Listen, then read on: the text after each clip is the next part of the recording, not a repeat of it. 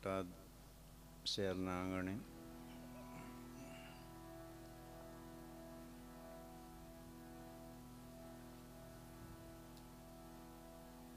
શબ્દ એક ધારા અનેક અંતર્ગત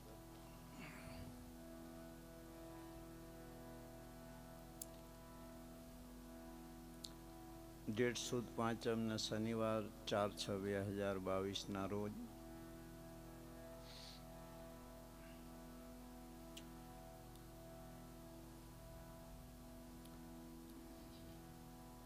હરિહર પ્રસાદ ભજન સત્સંગ આવા રૂડા આનંદ ઉત્સવમાં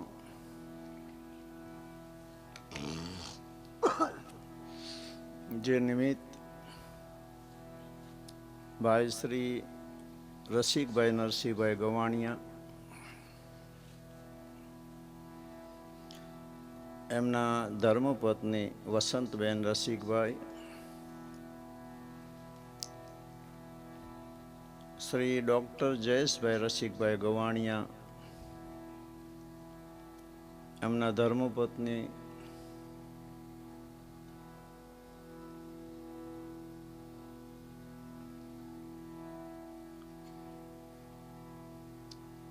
હિનાબેન જયેશભાઈ, હિતેશભાઈ રસિકભાઈ ગવાણિયા એમના ધર્મપત્ની દીપાલીબેન હિતેશભાઈ, આ પરિવારે એમના પોતાના ખૂબ ભાવથી પ્રેમથી ઘણા સમયથી એમની ઈચ્છા હતી, આજે એ ઈચ્છા એમની પૂરી થઈ. આવા રૂડા અવસરે આજનો આવો જે વાતાવરણ અને માહોલ એકદમ સુંદર સરસ મજાનું આયોજન, ખૂબ ધામધૂમથી સ્વાગત, આરતી પૂજા દર્શન પ્રસાદ, જે રીતનો અંતરનો ભાવ હતો એ રીતે આ પરિવારે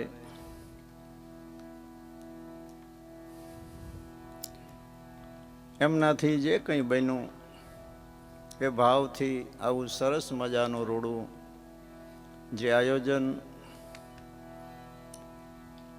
આવા પ્રસંગે અત્યારે આપણો લગભગ 45-48મો પ્રોગ્રામ ચાલે છે.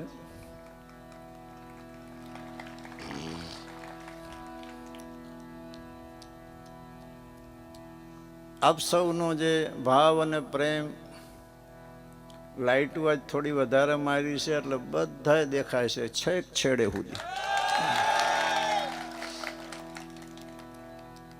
આવા પ્રસંગે આપણે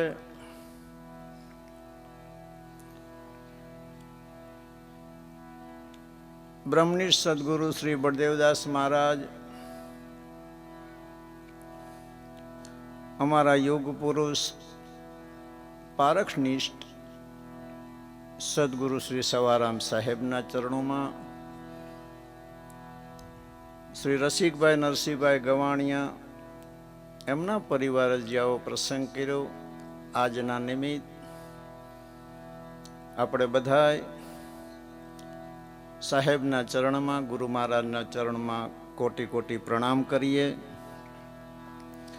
આપણા ઈષ્ટદેવ અલગ ધણી બાબા રામદેવજી મહારાજ, 12 બીજના ધણી, ચેતન બ્રહ્મ,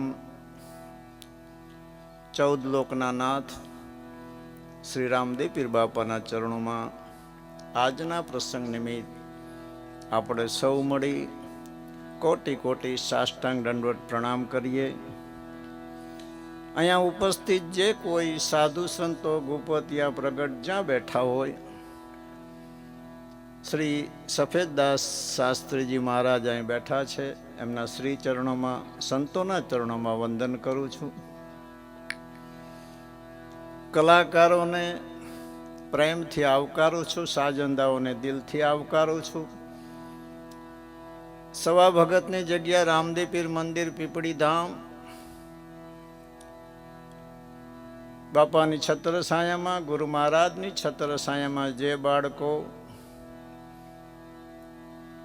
એ ધારામાં જોઈન્ટ થયા હોય, સેવક ભાવે દરેક સેવક પરિવાર, પછી જે આ પ્રસંગ કરનાર પરિવાર, એમના જે સગાવાલા હોય, અન્ય જે કોઈ ધર્મના નાતે, કોઈ ગુરુ નાતે, સંત પ્રેમે, દર્શન પ્રસન્નના નાતે, સગાના નાતે જે કોઈ અહીં આવ્યા હોય દરેક આત્માઓને મારા હૃદયથી આપ સૌનું સ્વાગત કરું છું. આપ સૌને ખૂબ ખૂબ અભિનંદન, ધન્યવાદ. જય સિયારામ.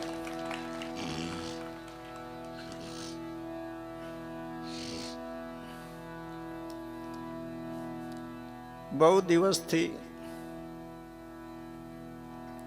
ઘણા પ્રોગ્રામમાં મહાપુરુષોના ઘરની, ગુરુ ઘરની, સંત ઘરની સેવાની, પરમારથની, સમરણની, ભક્તિની, નિજ ધર્મ, મહાધર્મ, જ્ઞાન, અનેકવિધ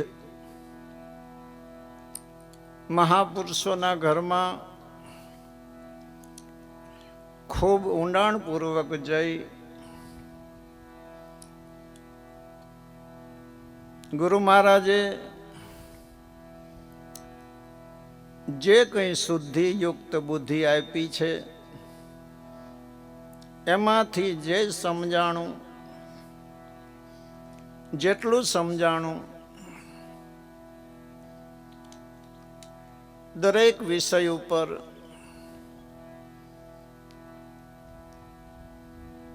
આપણે બધા મળી ખૂબ આનંદ કર્યો. આજે કહેવાનું કંઈ ન હોય, છતાંય કહેવું પડે છે. સમજવાનું ન હોય તો પણ સમજાવવું પડે છે. કરવાનું કંઈ બાકી ન હોય તો પણ એક દોરમાં રહેવા માટે કંઈક કહેવું પડે છે.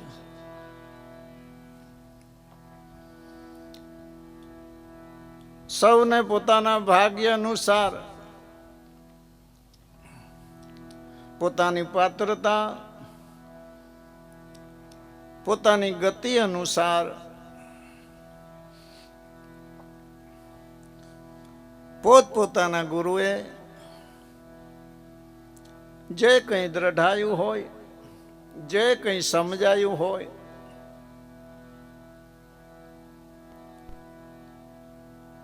એ શબ્દની ધારામાં આપણા ચિત્તને દોરી રાખવા માટે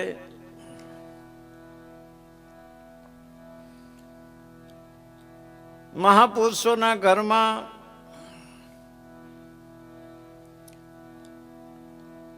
શબ્દોનો એમનો જે ગૂંથેલો ગજરો, એની સુવાસમાં અનેક સાધ જીવો આનંદ કરી ગયા છે, જીવન સફળ કરી ગયા છે. આજ બી એ રાહમાં અનેક સાધ પુરુષો ગુરવા પુરુષોના ચરણે રહી જીવન બનાવી રહ્યા છે. ભવિષ્યમાં પણ પૃથ્વી રહે ત્યાં સુધી મહાપુરુષોની જે ધારા એમના જે છે તે માટે એ પુરુષોની વર્તમાન દેહધારી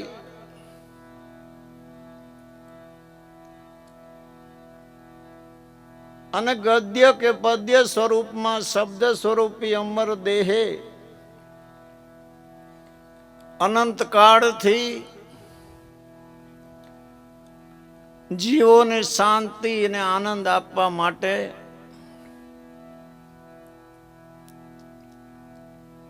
એટલી બધી મહેનત કરી છે,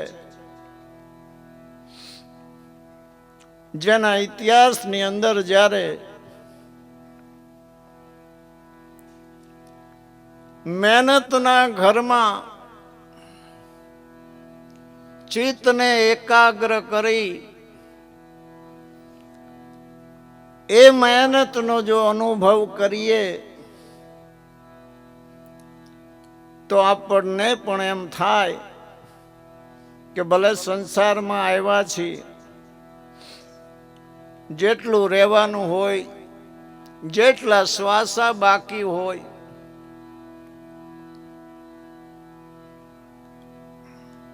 सुरा सती की सहल है दो घड़ी की घमशान,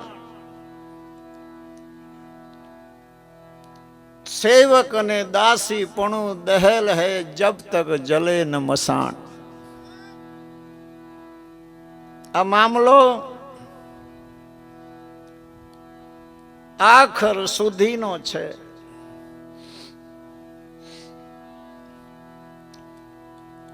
જેને એવા પ્રેમી પુરુષના પડખા સેવા છે એને ખબર હશે કે મહાપુરુષના સંગમાં અમુક અમુક સમય આ હૃદય એવું ઘાયલ થાય છે, પણ શું કરીએ, આ લોકમાં શક્તિ પ્રમાણે ભક્તિ થાય છે, ગતિ પ્રમાણે વિવેક થાય છે,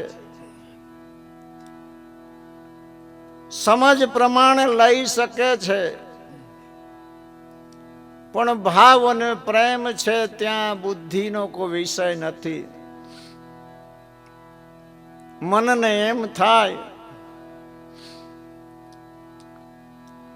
કે સાચા સદગુરુ મળ્યા, સમૃદ્ધ ધણી મળ્યો,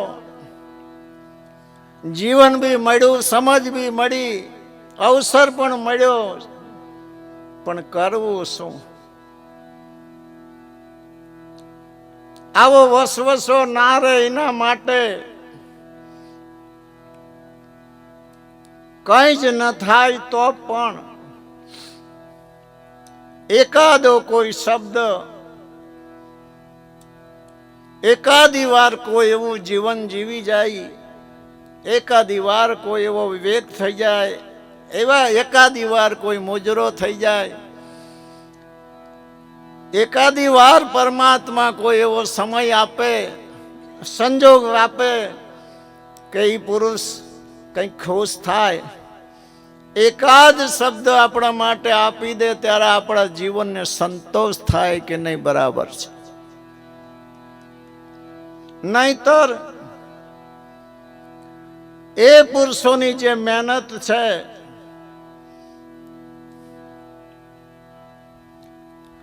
વાણી તો પાણી ભરે ચાર વેદ મજૂર, કરણી ગારો કરે રેણી કા ઘર દૂર. રેણી રહી ખૂબ વેદ પુરાણ શાસ્ત્રો ને મહાપુરુષની વાણીએ ખૂબ કીધું, અને વેદ વિહિત કર્મ ઉપર મહાપુરુષોએ ચલાવ્યા છે.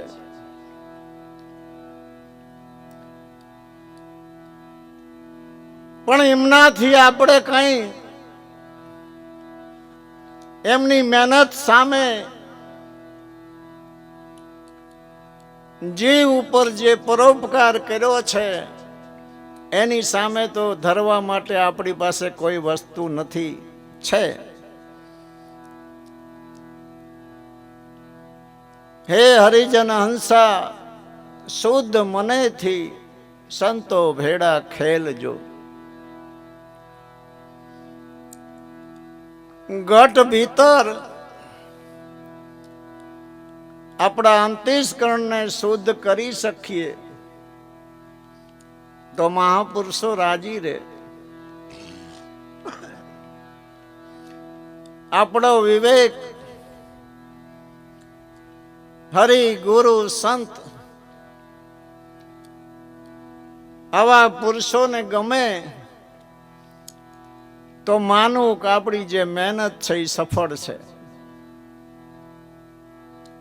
સમયે સમયે કાયમ કંઈ ભલે ના થાય પણ કોઈ સમયે મેદાનમાં જ્યારે વિવેક બતાવવાનો આવે, ઘર બહાર નીકળીએ, બહુ દૂર દેશાવર જઈએ ને બંદૂક ખીંચીએ ટીંગાતી હોય તો એ બંદૂકનો પાવર કામ આવે નહીં. ગરથ ગાંઠે ને વિદ્યા પાઠે. બળદેવદાસ બાપુએ કીધું છે કે જ્યારે અજ્ઞાન પેદા થાય ત્યારે જ્ઞાન રૂપી ખડકથી જ અજ્ઞાનને હણી શકાય છે. અને ત્યારે જીવનમાં જો કોઈ ન હણે તો એને ગુરુનો બાલ કહેવાતો નથી. સમજણ આખી જગતમાં ભલે ગમે એટલી હોય, ગમે એટલું જાણી ગયા હોય, ગમે એટલી ડાઈ વાતો કરતા હોય, પણ જ્યારે સમય આવે અને સમયે જો શુદ્ધિ ના રહે, જ્ઞાનનો ઉપયોગ ન થાય અને જગતના જે અજ્ઞાની જીવાત્માઓ જેવું પરિવર્તન કરે છે એવું જો પરિવર્તન ગુણના બાળકથી થાય તો જીવનમાં કંઈ જ છે નહીં. સમયે હું એવું દિલથી માનું છું કે જે ગુરુના બાળક હોય, સિંહો કે ઝુંડે નહીં, હંસો की नहीं नात, गुरु के लाल की टोड़िया नहीं, साधु चले न जमात. હું માનું છું દિલથી કે ખરેખર સાચા પુરુષ મળ્યા હોય, પૂરા પુરુષ મળ્યા હોય ને એમની અમી દ્રષ્ટિ હોય તો જ આવો સુંદર બગીચો હોય. કે કાયમ માટે જીવનને ભલે બરાબર ન રાખી શકીએ અને કોઈ નથી રાખી શક્યા, પણ જેને શુદ્ધિ આવી છે એવા ભક્તો, એવા શિષ્યોએ જ્યારે સમય આવ્યો છે ત્યારે એને અવશ્ય પોતાના ગુરુએ આપેલા જ્ઞાનનો પરિચય આ જગતને કરાવ્યો છે. નહીતર તો જીવનનો કોઈ અર્થ પણ નથી.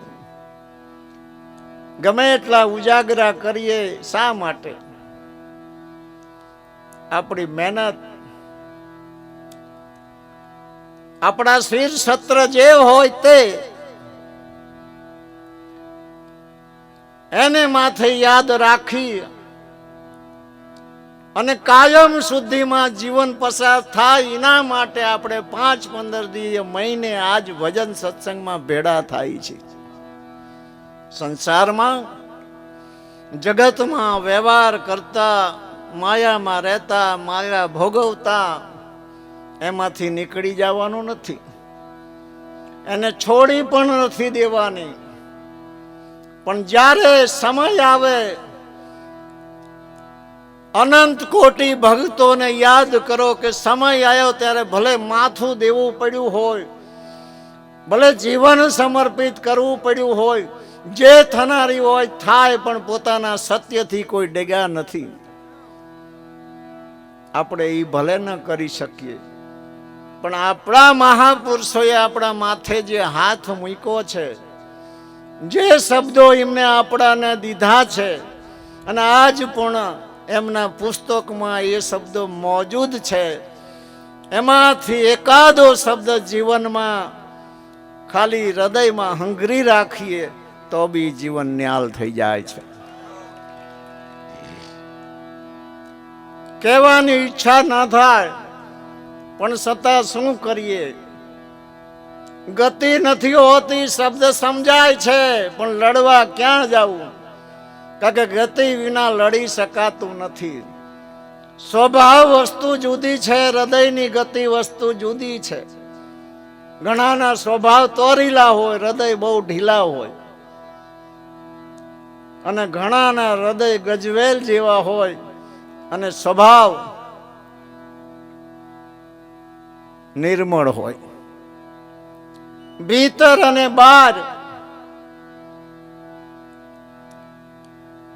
બહાર કદાચ આપણાથી કઈ ના થાય તોય ચિંતા નહીં,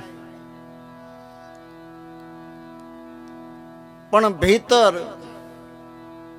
મેલી દો અંતરનું અભિમાન. ગંગા સતીએ કીધું, અંતરનું અભિમાન શબ્દ કેમ માંડ્યો? એક અહંકાર કહો કે હું પણ કોઈ એક જ વસ્તુ એવી છે, કોઈના ચરણે ઈ સમર્પિત થવા દેતી નથી. એમાં એટલી કડકાઈ છે.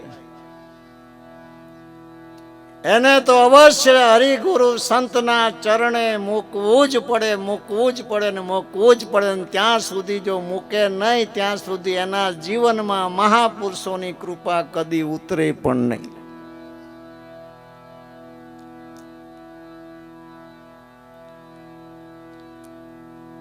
આપના હું વખાણ નથી કરતો, આપણા મહાપુરુષો એટલી બધી મહેનત કરી છે, એનું કંઈક એમની દ્રષ્ટિમાં કંઈક હેતુ તો હશે જ. સમય આવ્યો હોય કે ના આવ્યો હોય, જ્યારે એમની જે ઈચ્છા હોય તે, પણ ધર્મ માટે અને ભક્તિ માટે અને ભક્તિના મહિમા માટે, ભક્ત અને ભક્તિના મહિમા માટે પરમ કૃપાળુ પરમાત્માએ પણ પોતાની અકળિત માયા વડે આ વિશ્વમાં બહુ મહિમા વધાર્યો છે. અને ભક્ત એને જ કહેવાય કે જેની પાસે ભક્તિ હોય, અને જેની પાસે ભક્તિ હોય અને ત્યાં ભગવાનને અવશ્ય આવવું પડે છે. આપણે નિજ ધર્મ અને ભક્તિનો મહિમા આપણા રામદેવજી મહારાજ, આપણા ઈષ્ટદેવે પણ જ્યારે વર્તમાન સમયમાં ધર્મ સંસ્કૃતિનો લોપ થતા જ્યારે દેખાયું, ધર્મનો કદી નાશ થતો જ નથી, પણ સંસ્કૃતિથી એમ દેખાય કે ધર્મનો લોપ થઈ રહ્યો છે. ત્યારે એ સમયે અજમલ રાજાના વચને બંધાઈ પોકરણગઢમાં આવી અને એ જ ધર્મને, સનાતન ધર્મને જોરશોરથી, એટલે જ એ સનાતનના રક્ષક છે, સનાતન ધર્મના પ્રવર્તક છે. અને એ જ સમયે સદગુરુનું રૂપ કો, સંતનું રૂપ કો, એ પ્રત્યક્ષ પરમાત્મા જ છે. અને એ ગુરુ રૂપે આવી શિષ્યને પરમાત્માનો અને પરમાત્માના નામનો ભેદ બતાવી અને એ માર્ગે જ્યારે સ્વયં બનાવે છે, ત્યારે સ્વયંને ખબર પડે છે કે હું સ્વયં જ છું. આવો અટપટો ખેલ છે. એ ખેલમાં આ દુનિયામાં ઘણા પુરુષો, ઘણા ભક્તો એમને એમ કોઈ માર્ગે, ભક્તિના માર્ગે નથી વર્યા, એ પણ યાદ રાખજો કે પરમાત્માની કૃપા હોય, મહાપુરુષો કંઈક આપણી પાછળ મહેનત કરે તો જ આ માર્ગે જઈ શકાય છે. આ ભક્તો એમને એ માર્ગે કોઈ બળ કરી શક્યા નથી. ઉત્તર પ્રદેશની અંદર દિલ્હી પ્રાંતમાં એક ભક્ત હતો જેનું નામ મલુક હતું. મલુક ગામમાં મંદિરમાં કોઈ પણ સાધુ સંત આવે એટલે સામે જઈ બેસી જાય અને એવો ઈ ઉખડેલ માણા ગમે એ સાધુને ભારેલે કે ભગવાન દેખાડો. ખાલી ખાલી શું ટીલા ટપકા માળા કરીને રોજ માણસને ધંધોય નથી કરવા દેતા. એવો એવો ઈ હામો પડી જાય. જ્યારે બી સંત આવે હવ પેલા પહોંચી જાય. એક દિવસ એક સંત આયા, જઈને બેઠો કે બાપુ શું આ રોજ માળા ને ટીલા ને ટપકા ને તમે જ્ઞાન ને કઈ દેખાતું તો છે નહીં. આમાં આખી દુનિયા મહેનત મજૂરી કરે છે ત્યારે કંઈક પામે છે, આમાં ભગવાન ક્યાં છે? કે ભગવાન તો છે પણ તને ભગવાનની ઓળખાણ નથી. પણ ઓળખાણ તો હાજર હોય તો એમાં ક્યાં પ્રત્યક્ષ ને કોઈ પ્રમાણની જરૂર છે? હાથે કંગન હોય તો આરસીની ક્યાં જરૂર છે? ભગવાન એવું કંઈ છે જ નહીં. સાધુએ કીધું કે નથી, કે હા નથી. તો તું માન કેવી રીતે? કે હું માનું, મને 7.5 દિવસમાં જો કોઈ મારીને ખવડાવે તો હું માનીશ કે ભગવાન છે. મહાત્મા કે કઈ વાંધો નહીં, તારા વતીનું હું ભગવાનને કહી દઉં. ગયો ઘરે જઈને વિચાર કર્યો કે આ તો ઘરના બહુ બળ કરે, કોઈ હગાવાલા બળ કરે, કોઈ મિત્ર આવે ખાઈ લે, આમ તેમ. એના કરતા લાઈને જંગલમાં જ જતો રહું. ગયો જંગલમાં. સરસ મજાનું મોટું ઝાડ હતું ને ઝાડ ઉપર જઈને બેસી ગયો. 7.5 દિવસ નહીં, 3 દિવસ થયા ને રાજમાં ચોરી થઈ. અને ચોર જ્યાં ભાગ્યા અને રાજમાં ખબર પડી હવારે, અને ઘોડેસવારો ચોરની પાછળ, અને ચોર બરોબર આ જે ઝાડ છે એના સાયા નીચે ભાતા છોડીને ખાવા બેઠા. હોલો ઉપર બેઠો છે મલુક. હજી ભાતું જ છોડ્યું છે ત્યાં તો ઘોડાના ડાબલાનો અવાજ આવ્યો. ખબર પડી જાય કે રાજની ફોજ આવે છે, ખાવા ન રહ્યા, ભાગી ગયા. સૈનિકો આવીને જોયું, ઘોડાના ડાબલા જોયા, ભાતું પડ્યું છે. સરદારે કીધું કે અહીં ગોતો, અહીં કોઈક માણસ તો છે જ. આટલું બધું ખાવાનું મૂકીને કે જાય નહીં. પણ આ મારતે ઘોડે આવ્યા ત્યારે ભૂખ્યા થયા હતા કે ખાવું છે. સરદાર કે ખવાય નહીં. કદાચ આપણને અહીંથી રોકવા માટે જ કદાચ ઝેર હોય અને ખાવી અને બેહોશ થઈ જાવી તો ચોર બહુ લાંબો પલ્લો કાપી જાય. આડે અવરે જ્યાં નજર કરી તો પછી ઝાડ ઉપર તો જોવાનું આવે જ ને. અને ભારી ગયા. એક સિપાહી ઉપર જઈને મારીને હેઠે ઉતાર્યો. ભાત માં બે પલોઠી વાળીને બેહાર્યો કે આ ત્યાં ષડયંત્ર રચ્યું છે, તું જ ચોર છું? કે ના, હું ચોર નથી. તો આ ભાતું કોનું છે? કે ભાતું મારું નથી. કે ના, તું જોઠું બોલે.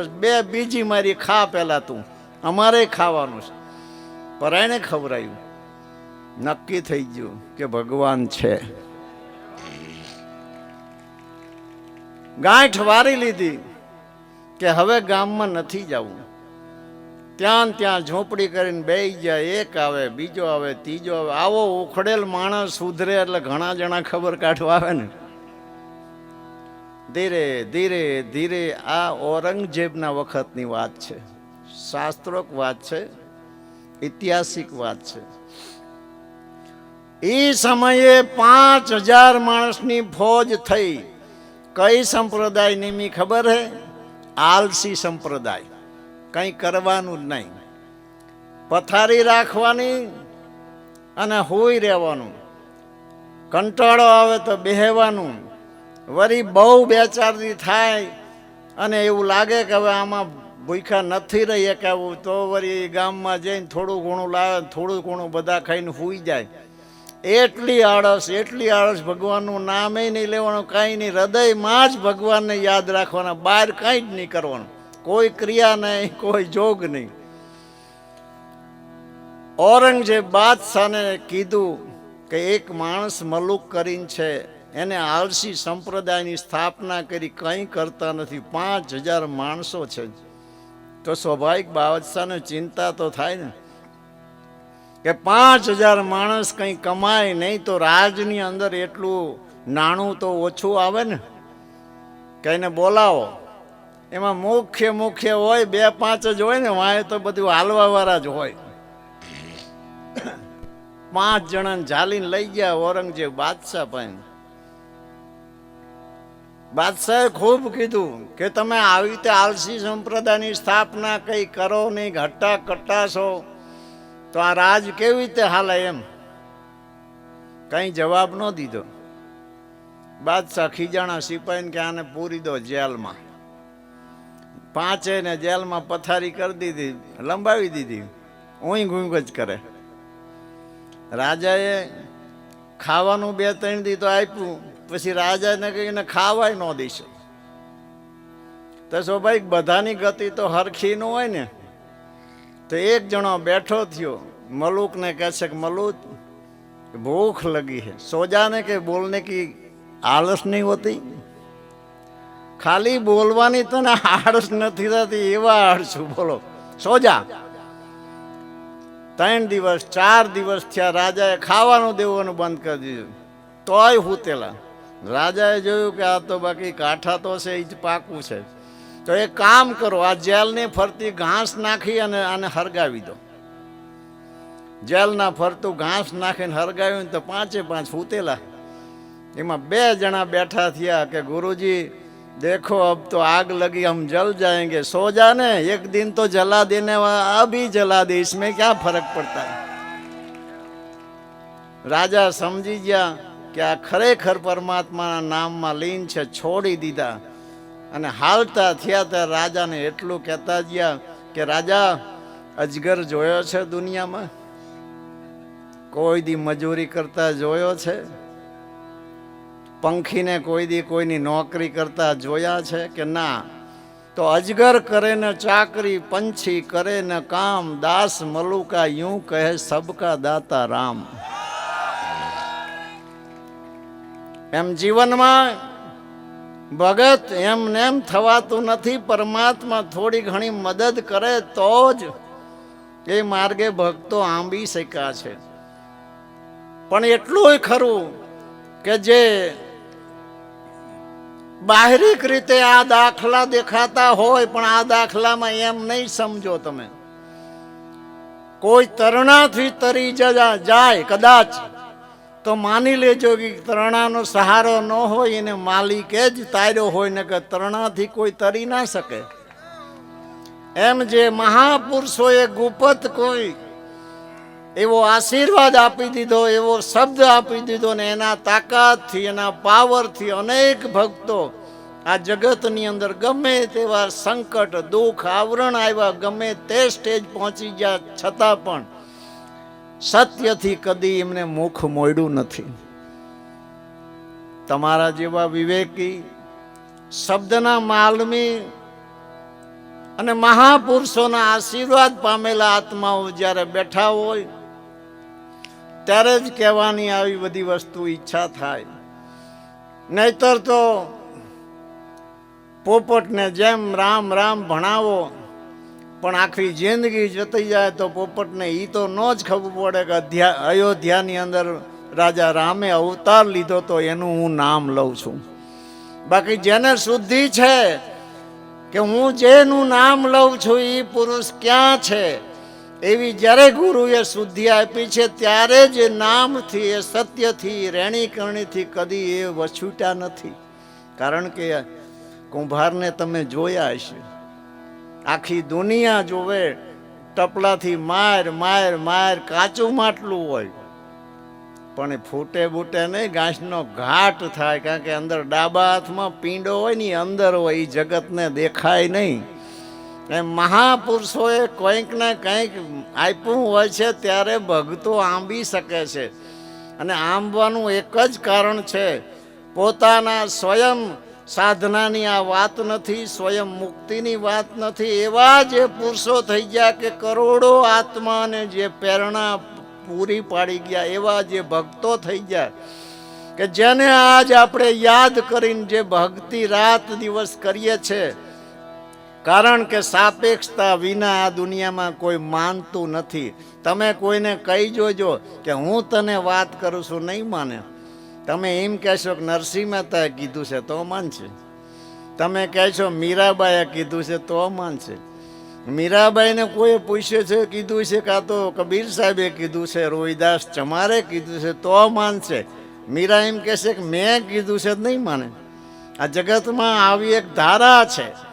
એટલે સાપેક્ષ માટે જે ભક્તો જેને જેને મહેનત કરી છે અને એ જ ભક્તોની પ્રેરણા લઈ અસંખ્ય કરોડો આત્માઓ આજ પણ ભક્તિ અને ભગવાનની શોધમાં રાત દિવસ લાગ્યા છે. આ કડી કાળમાં 21મી સદીમાં પણ કોઈ કણ કહેતું હોય કે અત્યારે કળિયુગ છે, એ વાત સત્ય સનાતન છે. પણ હું તો માનું છું કળિયુગમાં અત્યારે વિશેષ અંશ સતયુગનો છે આપણા ગુજરાતમાં, એવું હું માનું છું. અને જો તમને ન દેખાતું હોય તો અત્યાર સુધીના પૃથ્વી ઉપરના 4 યુગના પુસ્તકોને ખોલીને જોઈ લેજો. અને આજ જે ગુજરાતમાં ભક્તિ છે, આજ જે ગુજરાતમાં પરમાર્થ છે, આજ ગુજરાતમાં જે મંદિરો બને છે, મૂર્તિની સ્થાપનાઓ થાય છે, યજ્ઞો થાય છે, રામા મંડળો રમાય છે, બાપાના પાઠ થાય છે, કીડિયારા પુરાય છે, પંખીને અનાજ નખાય છે, કૂતરાને રોટલા નખાય છે, ગાયને ઘાસચારો નખાય છે, ડાયરા થાય છે, ભજન થાય છે, સત્સંગ થાય છે. 30,000 આ 2 મહિનાની અંદર કથા ગુજરાતમાં થઈ છે. આને કલયુગ ના કહેવાય. માણા ગાંડો થઈ જાય. લાખો રૂપિયા સ્ટેજ ઉપર ગાય નિમિત્તે વપરાય છે, કોઈના કોઈ પરમાર્થી કાર્ય નિમિત્તે વપરાય છે. આ સતયુગ નથી તો શું છે? આટલા વિશેષ અંશે તો આગળના યુગ પણ નહોતું, અને કદાચ હોય તોય નવીન નથી. કારણ કે એ યુગમાં વાતાવરણ વ્યાપક સારું હતું અને વધારાની કોઈ વસ્તુની ખ્વાહિશ નથી, અને સ્વયં પ્રાકૃતિક કુદરતી જીવન હતા. વધારાની કોઈ વસ્તુની જરૂર પણ નથી. 2 ટાઈમ જે કંઈ ખાવાનું મળી જાય બસ એટલી જ જિંદગી હતી. વધારામાં તો સુપાત્ર હોય ને ઈશ્વર ભજન અને ભક્તિ જ કરી છે. અને આજ તો આપણા સંસારમાં 2,500 વસ્તુ તો આપણા ઘરમાં આપણે જરૂરિયાત છે. એના માટે તો જદ્દોજહેદને મહેનત કરી છે, છતાંય આજ ગુજરાતની અંદર કેટલી બધી પરમાર્થ અને પરોપકારની ધારા ફેલાણી છે. ખુદ તમે જો એને શાંતિથી વિચારો તો તમને ખબર પડી જાય કે કળિયુગની અંદર પણ આજ ગુજરાતમાં સતયુગ છે. આ જે હું બોલું છું સત્ય બોલું છું. સતયુગ એટલે શું? આવા વિચારો કોણ લવરાવે છે? પૈસા કોને નથી ગમતા? ગુજરાત બહાર તમે ફરી જુઓ તો તમને ખબર પડે.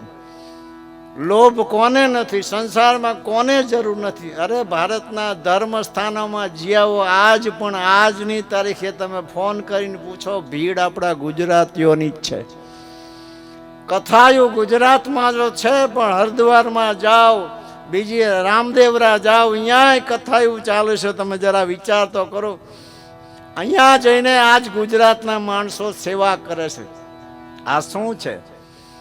ગામડે ગામડે સાધુ સંતો મહાપુરુષો ગુરુવા પુરુષોએ 2, 5 શિષ્ય, 10 શિષ્ય, 25 શિષ્ય, જેની પાસે જે હોય તે બધા પીર ન થાય, બધા સમર્થ ના થાય, બધા સંત પણ ન થાય, બધા સત્તાધીશ પણ ન થાય, પણ કંઈ ના કંઈ કરતા પાપથી પાછા રાખીને ધર્મથી ઢુકડા તો રાખે ને રાખે જ. એક એક સાધુ 5 5 10 10 ને પકડી રાખે તો આખા ગુજરાતમાં કોઈ એવો માણસ કદાચ ન હોય. કદાચ આ તો બહુ રત્ન વસુંધરા, કદાચ કોઈ નિર્ભાગી અભાગી હોય તો કદાચ 5 કોઈ નીકળે, બાકી કોઈ મહાપુરુષના વસીલા વગરનો આ ગુજરાતમાં તમને મળે નહીં. તો આ શું છે? આપણા જે મહાપુરુષોએ મહેનત કરી છે, અવતારી પુરુષોએ જે મહેનત કરી એનું જ આ પરિણામ છે. અને રહી વાત આઘે જવાની, આઘે જવામાં તો આગળ પણ એમ હતું, બીજા યુગમાં પણ એમ હતું, ત્રીજા યુગમાં પણ એમ હતું, ચોથામાં એમ જ હતું. સત્યના માટે, ધર્મના માટે સતયુગમાં જે કરવું પડતું હતું એ જ ત્રેતા યુગમાં કરવું પડ્યું છે.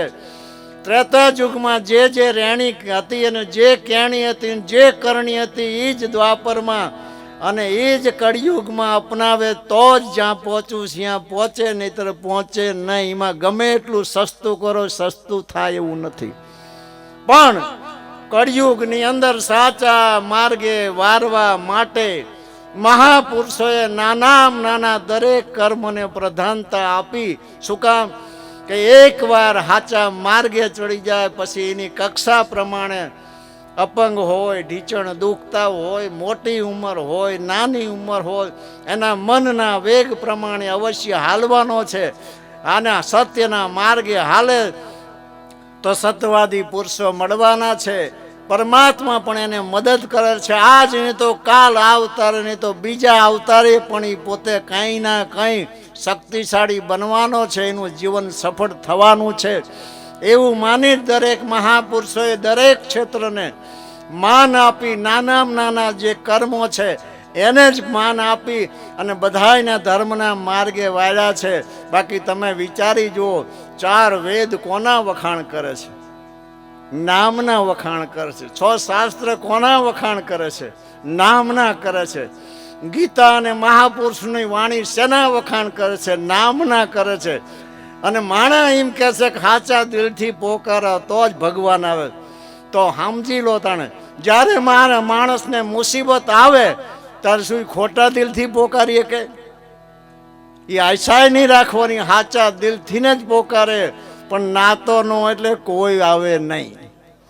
આ બધા જે ભલે એક હાથી ગજરાજ હતો અને પોકાર કર્યો, સવારામ બાપાએ કીધું રજભર સૂંઢ બારી રહી હતી, ત્યાં સુધી તો એને હિંમત કરી કે હું તો બળવાન છું, બહુ મહેનત કરી, મને કોણ પોગી શકે.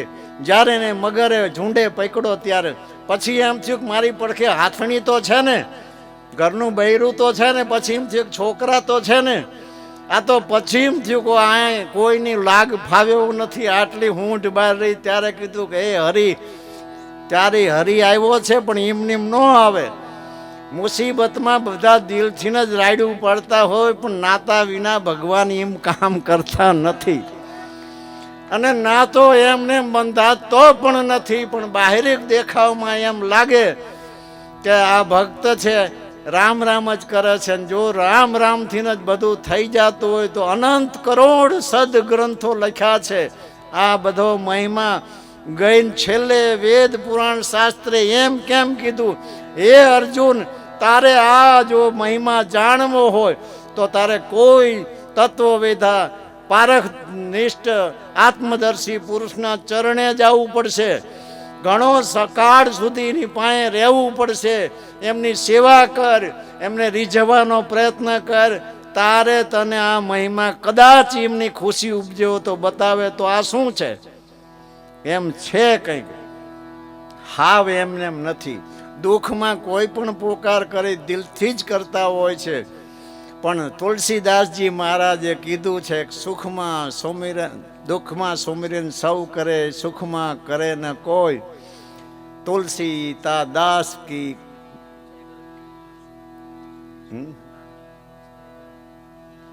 એમ કે સુખની અંદર કોઈ સુમરણ કરતું નથી, દુઃખ પડે ત્યારે રાયડું પાડે એમ ભગવાન સાંભળતા નથી.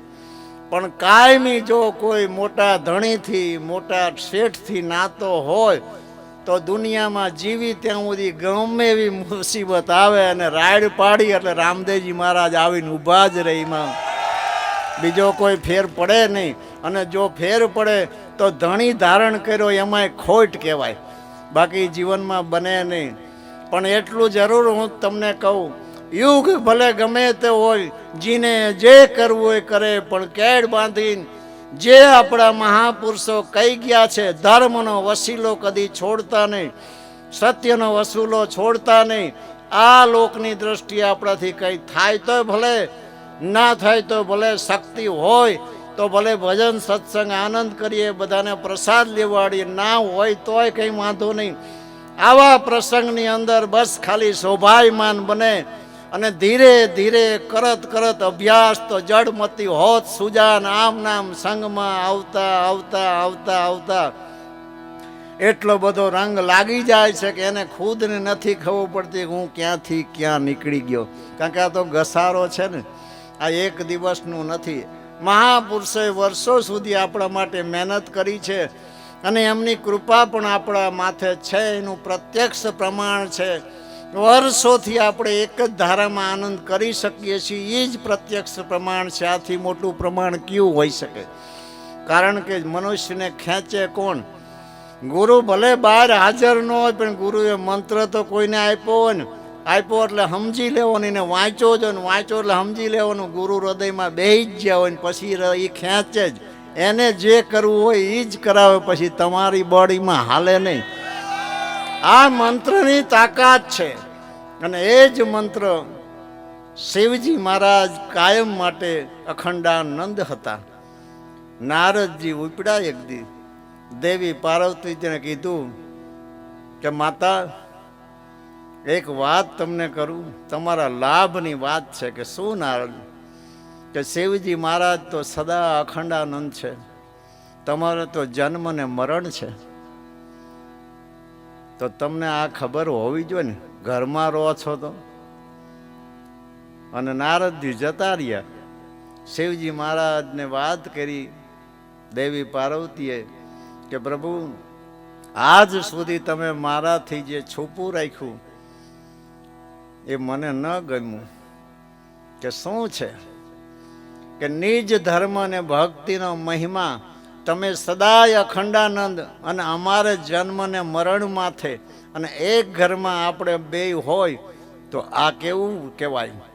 તમારે મને નિજ ધર્મ અને ભક્તિનો મહિમા તો કહેવો જ પડશે. ઘણું બધું સમજાવે છે શિવજી મહારાજ, છતાંય દેવી પાર્વતીજી માનતા નથી. પણ પાર્વતીજીનો ક્રોધ જ્યારે આસમાને પહોંચ્યો ત્યારે દેવોમાં ખળભળાટ મચી ગઈ. દેવો બધા દોડીને આવ્યા, શિવજીને સમજાયા કે માતાજીને જે ઈચ્છા છે એ તમે કહી દો. શિવજી મહારાજે કીધું અહીંયા તો એ નથી મેર પડ્યો. આજ અમરનાથની જે ગુફા છે એ ગુફામાં જાય છે, શરત કરે છે માતાજી હારે કે જો મહામંત્ર તમને હું સંભળાવું, પણ શરત એ જ્યાં સુધી તમે હોંકારો દેશો ત્યાં સુધી જ હું મહામંત્ર સંભળાવીશ, અને હોંકારો બંધ થશે તો મહામંત્ર અધૂરો રહેશે. માતાજી કે હું દઈશ હોંકારો. પહેલા 3 તાલી પાડે છે. સૂક્ષ્મ જીવ પશુ પંખી અહીંયાથી જતા રહે છે, અને મહામંત્ર શિવજી મહારાજ પાર્વતીજીને સામે બેસાડીને જ્યાં ચાલુ કરે છે, અને ધીરે ધીરે ધીરે નીચે એ ગુફામાં એક પોપટનું હળેલું ઈંડું પડ્યું હતું. આ મહામંત્રની તાકાત જોવો. એ હળેલા ઈંડું સજીવન થઈ અને પોપટ બહાર આવ્યો. અહીંયા પાર્વતીજીને મહામંત્ર સાંભળતા સાંભળતા ધ્યાન થયું, અને પોપટને ખબર પડી જે માતાજી તો ધ્યાનમાં છે, જો હું હોંકારો નહીં દઉં તો મહામંત્ર અધૂરો રહેશે. એટલે પોપટે હોંકારો દીધો, અને શિવજી મહારાજને ખ્યાલ આવ્યો કે આ તો ભારે થઈ. ત્રિશુલ લઈને વાંહે થયા. એ જ પોપટ આકાશ મારે ઉડ્યો, અને વ્યાસના પત્ની પાણી ભરવા ગયા છે, અને એ જ પાણીના ઘડામાં પાણીનો પોરો થઈ, પાણીનો પોરો એટલે પાણીનો જીવ જંતુ થઈ, અને ઘડામાં પ્રવેશ કર્યો. વ્યાસ પત્ની ઘરે જ્યાંની પાણી પીધું, અને એ જ પાણી દ્વારા એ ઉદરમાં એમને પ્રવેશ કર્યો. એમનું નામ છે સુખદેવજી મહારાજ. ઘણો સમય થયો સુખદેવજી મહારાજ બહાર નથી આવતા. ચર્ચાનો વિષય બન્યો. જ્ઞાનીને બોલાવ્યા. ગર્ભની અંદર જ્ઞાનીએ વાત કરી કે તું સુખદેવ છો કે દુઃખદેવ? ગર્ભમાંથી સુખદેવ મહારાજે જવાબ દીધો કે મારી માતાને પૂછો, એક બાલ બરાબર મેં દુઃખ નથી દીધું. આજ 16 મહિના થયા તો પણ હું સુખદેવ છું. તો બહાર કેમ નથી આવતો? સાંભળજો, હાવ શાંતિથી. મહાપુરુષો જે કહેવા માંગે છે એને સમજવાની કોશિશ કરજો. એક એક શબ્દમાં ભેદ છે કે મારે ઈશ્વર સાથે, પરમાત્મા સાથે એક દાવો છે. જો જ્ઞાની પૂછે છે શું દાવો છે, કે આ સૃષ્ટિ ઉપર પરમાત્મા એક ગાયના શિંગડા ઉપર રહીનો દાણો ઠેરાય એટલી વાર માયા પ્રભુ પોતાની હંકી લે તો જ હું બહાર આવીશ. ગજબ વાત છે. ગર્ભની અંદર પરમાત્મા સાથે વાતચીત કરીને કોલ કર્યો. પરમાત્મા સમજી ગયા કે આ તો કરવું જ પડશે, પણ ગાયના શિંગડા પર રહીનો દાણો ઠેરાય એટલી વાર બધી માયા તો ઠીક છે, પણ આ પવન બંધ થઈ જાય તો એટલી વાર શું થાય? અને એ ગાયના શિંગડા પર રહીનો દાણો ઠેરાય એટલી વાર પરમાત્માએ માયા હંકેલી. એમાં જે બાળકો ઈ સેકન્ડમાં જન્માય એ બધા સિદ્ધ કહેવાના. સુખદેવજી મહારાજ બહાર આવ્યા અને ભાગવા માંડ્યા. પિતાશ્રીએ કીધું કે બેટા તું ભાગીને ક્યાં જઈશ? મેં તને શા માટે ઉત્પન્ન કર્યો છે તને ખબર છે? આ મૃત્યુ લોકમાં વેદ વિહિત કર્મ એવું છે કે પુત્ર પિંડદાન કરે તો જ પિતાનો મોક્ષ થાય. તું ભાગી જઈશ તો આનું હું શું કરીશ? શાસ્ત્રની વાત સમજાડી. સુખદેવજી મહારાજે કીધું પિતાજી સાંભળો, તમારી વાત સાચી છે. એક બાલ જોગી હતો. માયાની એને કઈ ખબર નહીં. 35 વર્ષની ઉંમર અને એટલું સુંદર રૂપ સ્વરૂપ. અને નગરમાં આવે છે ભિક્ષાવર્તી માટે. શેરીની અંદર ઈ ખપ્પર લઈને નીકળ્યા છે. બીજા માળે એક ગુણિકા છે. એક ગુણિકા 9મા માળે છે. ઘણા માણસો મહેલની અટારીમાંથી આ જોગીને જોવે છે. જોગી એટલા તેજસ્વી હતા. 9મા માળે જે ગુણિકા હતી એને આ જોગીના શરીર જોઈને આકર્ષણ થયું. દાસીને કીધું, દાસી આ જોગી છે, એને મારા મહેલ ઉપર તું બોલાવી લાય. દાસી ગઈ. જોગીને તો કઈ ખબર જ નથી. જેને સંસારની ખબર નથી, જેને માયાની ખબર નથી, જેને વ્યવહારની ખબર નથી. દાસીએ બોલાવે કે અમારા બાઈજી બોલાવે છે. જોગી ગયા 9મા માળે. શરીર સંબંધ બાંધવો એ શું પણ પોતાને ખબર નહીં. અને ગુણિકાએ દરવાજો બંધ કર્યો. 2 જ મિનિટ થઈ અને ગુણિકાનો પતિ આવ્યો ને બાયણું ખખડાવ્યું. ગુણિકા ગભરાઈ જઈ કે હવે કરવું શું? એ સમયમાં પાયખાના હતા. પતરાથી ગોળ પાઇપ બનાવી 9મા માળેથી મળ નીચે આવે એવા પાયખાના બનાવેલા હતા. જોગીને ઊંધા પગે, માથું નીચે ઉપર પગ, દાસી અને ગુણિકાએ થઈને પાયખાનામાં ઉતાર્યા કે ધણીને ખબર ન પડે. મળની અંદર પસાર થતા થતા જોગી બેભાન થઈ ગયા. નીચે આવ્યા. સાંભળજો, 2 દિવસ થયા અને પાયખાનું સાફ કરવાવાળો આવ્યો. અને સાફ કરતા જ પેલા જટા હાથમાં આવી. ખેંચીને જોયું તો સાધુ બાળ યોગી નદીના કિનારે લઈ ગયા. સાફ સૂફ નવરાયા. મળ સાફ કર્યો. શુદ્ધિમાં આવ્યા. સાધુ પોતાની ઝૂંપડીએ જતા રહ્યા. શું આ સુખદેવજી મહારાજ એમના પિતાને કહે છે કે સાંભળો, 6 મહિના થયા ને પાછા બાળ જોગી ભિક્ષા માટે ઈ જ નગરમાં આવ્યા. અને એ જ ગુણિકાએ પાછું કીધું દાસીને, દાસી જોગીને બોલાવી લાય. દાસી દોડીને જોગી પાસે આવી. હે પિતાજી, હવે કહો, ઈ જોગી અહીંયા જાય છે ફરીથી કે ના? ઈ તો 9 માસ ઊંધા મસ્તકે જ્યારે ઉતાર્યા અહીંયા પાઇપમાંથી ત્યારે બેભાન હતા ને હું તો ગર્ભમાં સુધી માણતો, મને સામ. છતાંય તમે જો સુખદેવજીએ ભજન કર્યું, ના લીધો ગુરુ ઉપદેશ. કબીર સાહેબ કહે છે, સાંભળજો. સ્વર્ગ ભુવનથી પાછા આવ્યા તમે જોઈ લો. સુખદેવ મન તું હજુ સમજ મારા વીર, સાંકલડી શેરીમાં હંસા જાવું પેલે તીર.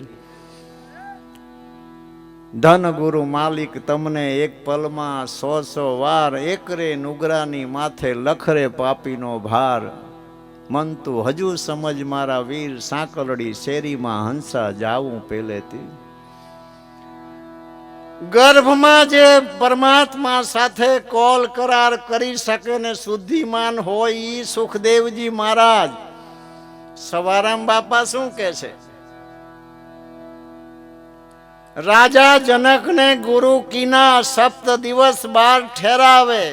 સદગુરુ સાને પોતે સીધ્યા, પરીક્ષિત મોક્ષ પમાવે. સાંભળજો સવારામ બાપાનો હિસાબ. ગર્ભમાં જે સુધીમાન ને પરમાત્મા સાથે જેને કોલ કરાર કર્યો, આ જગતના અજ્ઞાનીની તો વાત જ જવા દો. આવા સુધીમાન હતા ઈ પુરુષે પરીક્ષિત રાજાને 7મા દિવસે સર્પદંશ થવાનો હતો. એ ભય મટાડવાને મુક્તિ આપવા ભાગવત સંભળાવી સુખદેવજી મહારાજે. અને એ ભાગવત દ્વારા પ્રભુમય પરીક્ષિત રાજાનું ચિત્ત થવાથી સર્પદંશ પહેલા પોતે પોતાના વતનમાં નિર્ભયપણાથી જીયા છે. જે પરીક્ષિતનો મોક્ષ કરાવનાર સુખદેવજી મહારાજ, રાજા જનક તો સંસારી છે ના દ્વાર ઉપર ગુરુ કરવા જાય છે. આ અટબટી બાજી તમે જોઈ લો. જે પરીક્ષિત રાજાનો સુખદેવજી મહારાજે ભાગવત સંભળાવીને મોક્ષ કર્યો, એ જ સુખદેવજી મહારાજ રાજા જનકના દરબારમાં ગુરુ કરવા જાય છે. 7 દિવસ ના પાડી દેશે. તેલની તારી ભરીને સુખદેવજી મહારાજને આપી દેશે. આખી નગરીની પ્રદક્ષિણા કરો. આખી નગરીની પ્રદક્ષિણા કરી, પણ શરતી તારીમાં જે તેલ છે એક ટીપું પડવું ન જોઈએ, તો હું અંદર આવવા દઈશ. અને જ્યારે અંદર બોલાવ્યા ત્યારે જનક રાજા રાણીના ખંભા પર હાથ મૂકી અને મુસ્કરાથી વાત કરતા હતા. ડાબો હાથ હતો એ રાણી ઉપર હતો, અને જમણો હાથ બાજુ અગ્નિ પેટાવીને અગ્નિ ઉપર હાથ રાખ્યો હતો. અને સુખદેવજી મહારાજે આ દ્રશ્ય જોયું, પણ અગ્નિ ઉપર હાથ હતો, અહીંયા નજર ના જઈ. અને સીધો જ એવો વિચાર આવ્યો કે મેં જેને માન્યા હતા જનક વિદેહી, લોકો જે વાતો કરતા હતા જનક વિદેહી છે, જનક જ્ઞાની છે, જનક બ્રહ્મ જ્ઞાની છે, જીવન મુક્ત જોગી છે, પણ આ તો માયાની અંદર ઓત પ્રોત છે. સાંભળજો, જોયું હોય છતાંય ખોટું હોય. સાંભળાની તો વાત જ જવા દો. જોયેલું પણ ખોટું હોય છે. અને એવું દત્ત મહારાજને પણ બન્યું છે. તમને કહી દઉં, શાસ્ત્રની અંદર એની સાક્ષ છે કે પરીક્ષિત મહારાજ નો મોક્ષ થયો. સુખદેવજી મહારાજ જનકના દરબારમાં ગયા. અને આવો જ્યારે વિચાર આવ્યો, જનક તો માયાની અંદર લેપયમાન છે. એક જ સેકન્ડમાં કેવી અવસ્થા બની ખબર હે? સપનું થયું. સપનામાં જન્મ થયો, જવાન થયા, લગ્ન કર્યા, 2-3 છોકરા થયા, છોકરાએ મોટા થયા. છોકરાને ખાવા તું આંબો વાવ્યો, આંબોય ઉગી ગયો, કેરીએ પાકી જઈ. છોકરા કે કેરી ખાવી છે, ઠેકડો માર્યો 2-3 વખત. કેરીને આંબી નો હોય કા, પણ ઓલો ઉંબરો હતો ને જે રાજા જનકને માથે ભટકાણો. તરત જ જનકે કીધું, સુખદેવ કેરી હાથમાં ન આવી? ત્યારે પોતાને ખબર પડી કે આ તો અંતર્જામી પુરુષ છે, મારી જોવામાં ભૂલ થઈ. રાજા જનકે આત્મા ચીન્યો, રાજ કરીને દુબજા ટાળી, એક હાથ સ્ત્રી ઉપર ને બીજા હાથે અગ્નિ પરજાડી. મારા માટે તો બે સમાન છે કે અગ્નિ કંઈ ન કરે તો માયા શું કરે. ભેદી ગુરુએ ભેદ બતાયા, દિયા મોર છાપ પરવાન. સિક્કા મિલ્યા સાહેબ હજુર કા, મોજૂદ જાકર મળવાના. દત્ત મહારાજ ના આશ્રમમાં દત્ત મહારાજ બેઠા છે, એક સ્ત્રી આવે છે. એટલો હૃદયમાં પ્રેમ કે બાપુના આશ્રમમાં સેવા કરવી છે. કારણ કે એ સમયનું વાતાવરણ જેવું હતું કે જીવી શકાય એટલી કોઈ પણ રોટી મળી જાય તો બીજું તો કોઈ ક્રિયામણ હતું નહીં. કે આપણે અત્યારની જેમ કે ગાડી જોઈશે ને ફ્રીજ ને કુલર ને એસી ને મોબાઈલ ને આ ખર્ચા હતા જ નહીં, કંઈ હતું જ નહીં. હોય તો ખરીદે છે નથી. દાનકીમાં વસ્તુથી વસ્તુ જ મળતી હતી. હજી 40 વર્ષ પહેલાં અમે લેવા જતા ને બોરા, તોય ના પડતા ને પૈસા થોડા ખવાય, દાણા લઈ આવો. 40 વર્ષ પહેલાંની વાત કરું, તેથી તો ખીમ હશે ભગવાન જાણે. હે એક સ્ત્રી આશ્રમમાં દત્ત મહારાજ બરોબર નેત્ર ખોલીને બેઠા છે. સ્ત્રી આશ્રમમાં સેવા માટે જઈ દત્ત મહારાજ ધ્યાનમાં બેસી ગયા. આ સ્ત્રીએ 12 વર્ષ આશ્રમમાં સેવા કરી. કેટલા? 12 વર્ષ. 12 વર્ષે ધ્યાનમાંથી દત્ત મહારાજે આંખો ખોલીને જોયો કે ઓહો, આ તો હું ધ્યાનમાં બેઠો હતો ત્યારે જે સ્ત્રી હતી એ જ સ્ત્રી આજ સેવા કરે છે. આની આટલી બધી સેવા છે તો એના બદલામાં મારે કંઈ દેવું તો પડશે જ ને. તો કદાચ એવો પણ સમય બને કે કદાચ એ માગે હું નહીં આપી શકું, તો એના કરતાં અત્યારે જ એનું હું હિસાબ આપી દઉં, એને બોલાવી લઉં. શા માટે તું આવી છું?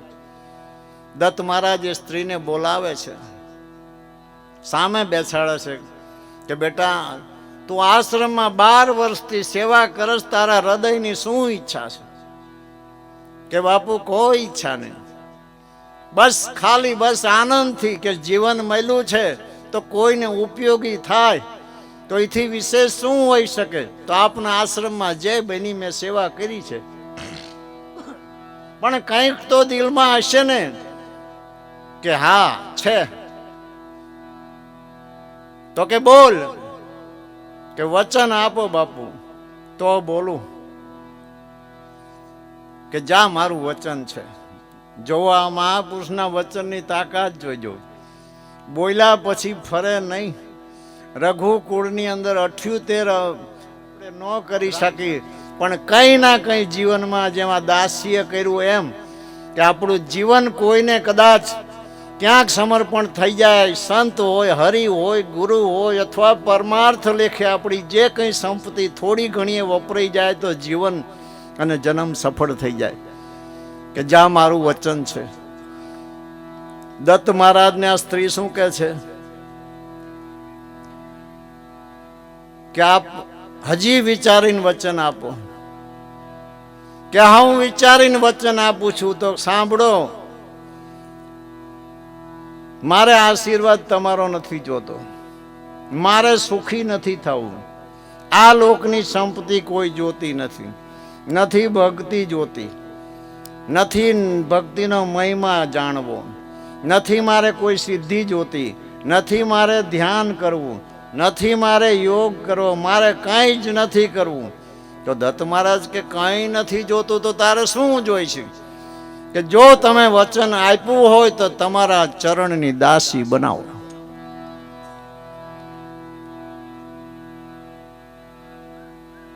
દત્ત મહારાજ 33 કોટી દેવની વચ્ચે જેનું આસન લાગે, બહુ વિચાર કર્યો. સવારામ બાપાએ કીધું છે, ગુરુ કો જો કોઈ કામી ક્રોધી દેખે, તાકો કર્તવ્ય જાય અલેખે. દત્ત મહારાજે વિચાર કર્યો, દેવોની વચ્ચે, ઋષિઓની વચ્ચે હું બેહું છું, આજ હું દાસી તરીકે સ્વીકારીશ તો શિષ્ય છે એને એમ થાય છે કે ગુરુ માયામાં ફસાણા, તો હું તો જે છું તે છું એ હું જાણું.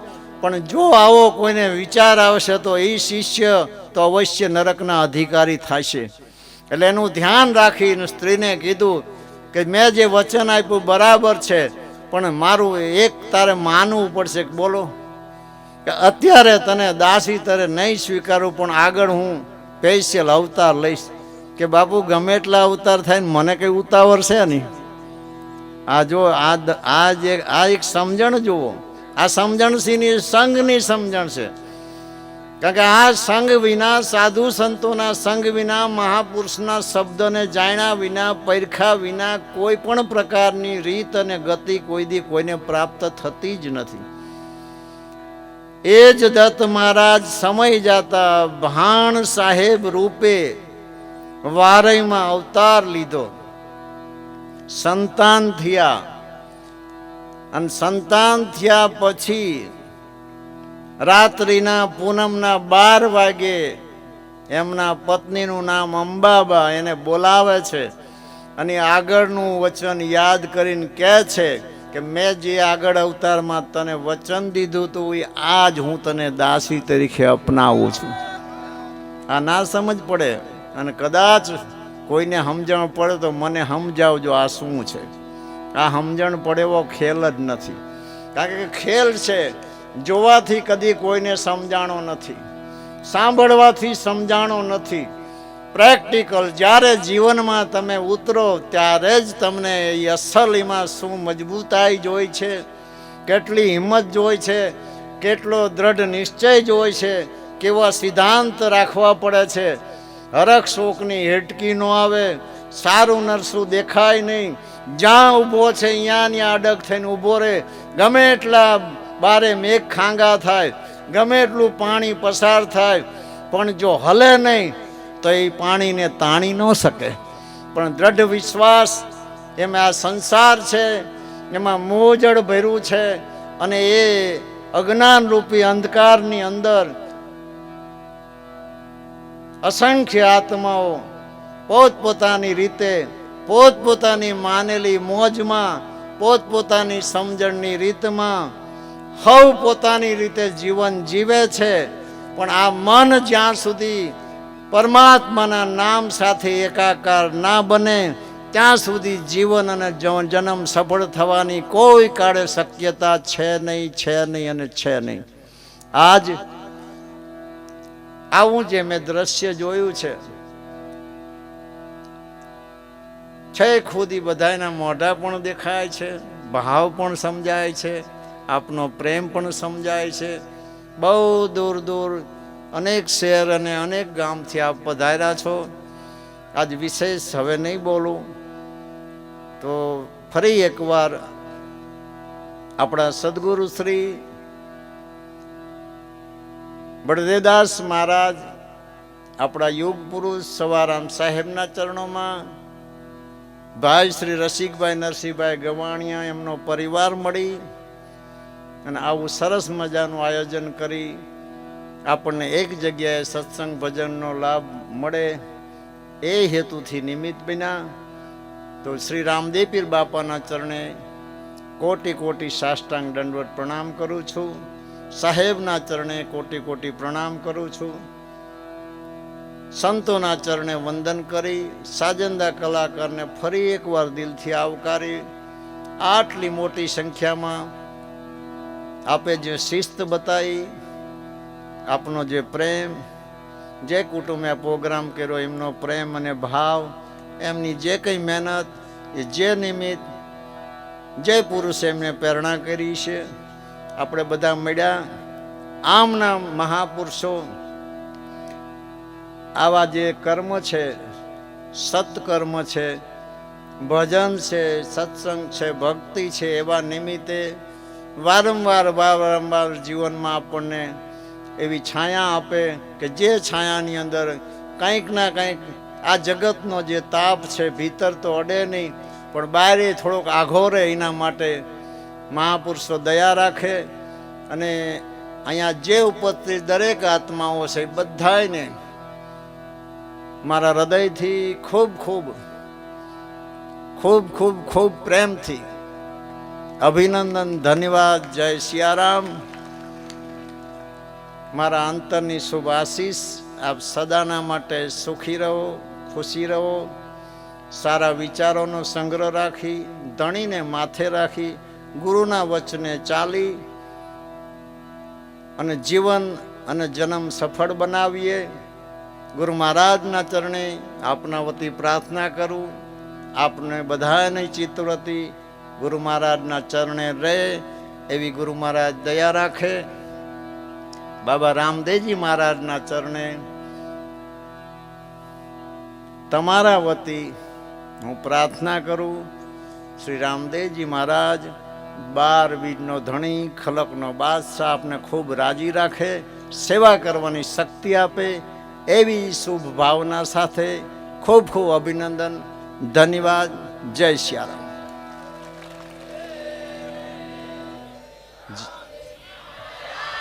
હા, ફોટા મળી.